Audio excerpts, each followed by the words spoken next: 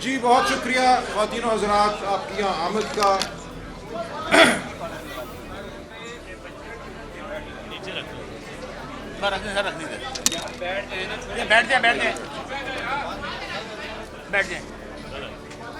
जी बहुत शुक्रिया। मैं गुफ्तगू उर्दू और अंग्रेज़ी दोनों में करूँगा क्योंकि यहाँ इंटरनेशनल मीडिया के दोस्त भी मौजूद हैं। So I will speak in both Urdu and English so that everybody present here can follow what happened. So the first thing to remember while we look at the data, the evidence that we have, is that the rigging that happened with respect to this election primarily happened at the offices of the returning officers. Now that is a very serious thing. Normally one talks of rigging at polling stations, where the accusation is that the rival candidates carried out the rigging. But once the votes have all been brought to the office of the returning officer, who is a state official, and once the forms, the Form 45, that tabulates the result at every polling station has been brought to the office of the returning officer, one expects that the final aggregate based on the results from each of the polling stations would be done fairly by the returning officer. Unfortunately, sadly, tragically, what happened between the night of the 8th and the 9th of February and during the course of the morning of the 9th of February was a massive assault on democracy in Pakistan. Fictitious Forms 47 were created, which had nothing to do with the underlying vote that had been cast on the 8th of February. The underlying Forms 45 that were delivered at the offices of the returning officers were tampered with, were discarded, and completely fictitious results were created in at least 90 National Assembly constituencies. Now this raises a very serious and troubling question for democracy going forward. What is the point in holding an election if you're going to create a result out of thin air? Why should people come and vote at all on polling day if the result is going to have nothing to do with how they voted? So now what we are facing is a permanent question mark over democracy going forward. If the state officials responsible for safeguarding the election can be won over, can do what they did during the night of the 8th and the 9th and the morning of the 9th of February, then every election to be carried out in Pakistan, to be conducted in Pakistan, becomes a farce. That is why we are standing up and we are saying this farce must be reversed. If it is not, that will spell the death of democracy in Pakistan. This was not just an election fraud. This was a wholesale assault on democracy in Pakistan. And we know this followed months of suppression of the PTI workers, PTI leadership that were picked up in their thousands, the leadership as well as the grassroots workers. Our symbol was taken away in the hope that people would not know who to vote for. This atmosphere of fear that pervaded the election campaign, every day our workers were picked up, our banners, posters, steamers were taken down by official vehicles, municipal corporation vehicles across the country. And anybody who invited us to a corner meeting had his home broken into during the dark of the night. So with this atmosphere, we went into the 8th of February, nevertheless determined to allow the people of Pakistan to speak. And the people of Pakistan roared on the 8th of February. They roared back against the oppression that had been unleashed on them. This was a historic vote. We need to congratulate the people of Pakistan.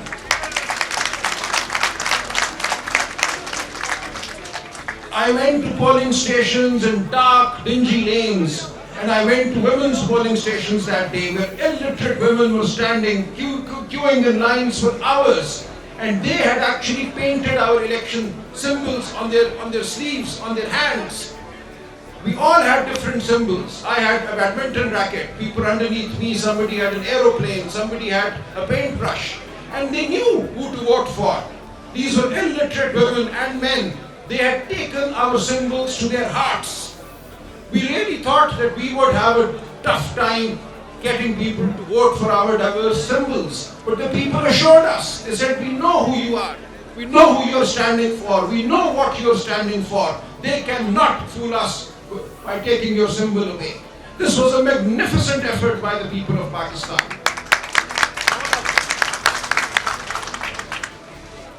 However, what happened was equally disgusting.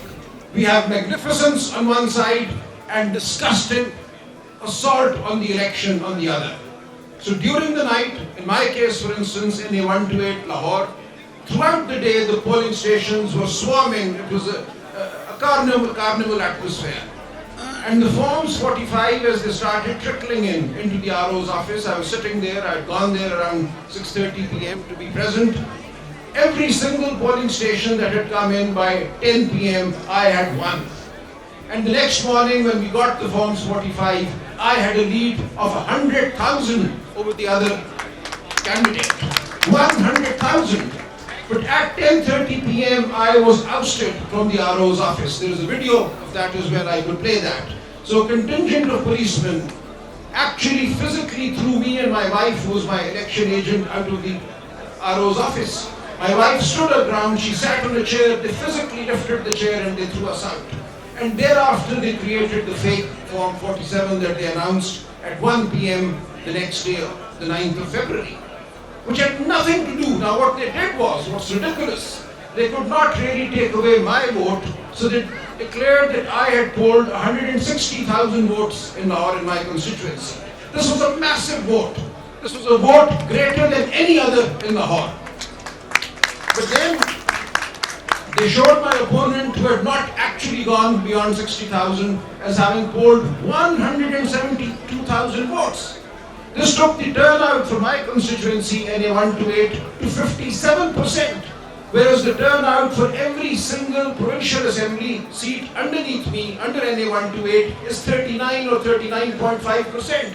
So a jump of 19% between the National Assembly turnout and the Provincial Assembly turnout tells you everything.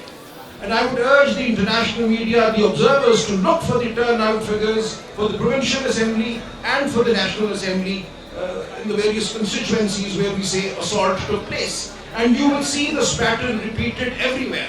This suggests that 110,000 voters entered polling booths and did not vote for the provincial candidate, but only voted for the national candidate and only the candidate opposing me. This is absolutely ridiculous. And this gives away, this shows the clumsiness with which this assault was carried out. And we are taking all this to the courts, we have taken all this to the Election Commission, and we have our forms with us. Here I have the Form 45 that we filed in the Election Commission of Pakistan on the 12th of February. Now I could not have, nobody could have recreated these forms in 3 days. We filed every single form, we've done a detailed analysis, compared the results of the provincial assembly seats, and I urge all candidates to do that, do the hard work. And it is indisputable that there was an assault of the most drastic nature on the election process on the 8th and the 9th of February. Now with this, I want the international media, the international observers to take our message to the world, to say that the people of Pakistan have been denied their voice yet again. And the consequence of this is most serious for the country. Kindly see, had we been allowed our fair number of seats, the PTI clearly would have emerged as the only federal party in Pakistan. We would have had at least 14 seats in Karachi. We would have had seats in Balochistan. We would have had seats everywhere. And we would therefore be the federal party that we actually are. But what they've done by the rigging. So what we have now is the People's Party as just a Sindh party. We have the PMLN, which got no more than 20 seats. With fake seats given to them, their figure has gone beyond 70. But it is clear that by fracturing the mandate of the PTI, we have done damage to the federal project in Pakistan. अब मैं उर्दू में थोड़ा सा कहूँगा, देखिए हर हल्के में आपने ये देखना है कि जो सूबाई असेंबली के वोट हैं उस हल्के में, उनमें और कौमी असेंबली के वोटों में फर्क कितना है। मेरे हल्के में NA128 में 1,10,000 वोटों का फर्क है। ये वो वोट है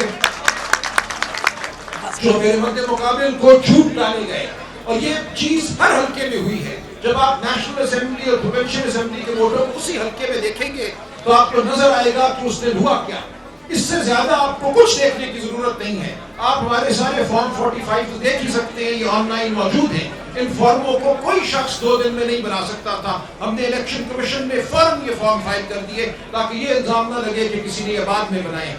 लेकिन इन फॉर्मों से ज्यादा जो फर्क है प्रोविंशियल और नेशनल का, वो आपको सब कुछ बता देता है। हमारा पैगाम लेकर जाइए जमहूरियत की खातिर, पाकिस्तान की इस्तेहकाम की खातिर, और सारी दुनिया को बताइए कि जब तक पाकिस्तान में जमहूरियत को मौका नहीं मिलेगा, पाकिस्तान में इस्तेहकाम नहीं आएगा। बहुत शुक्रिया। Thank you so much, Salman bhai. Now next, यहाँ हम अपनी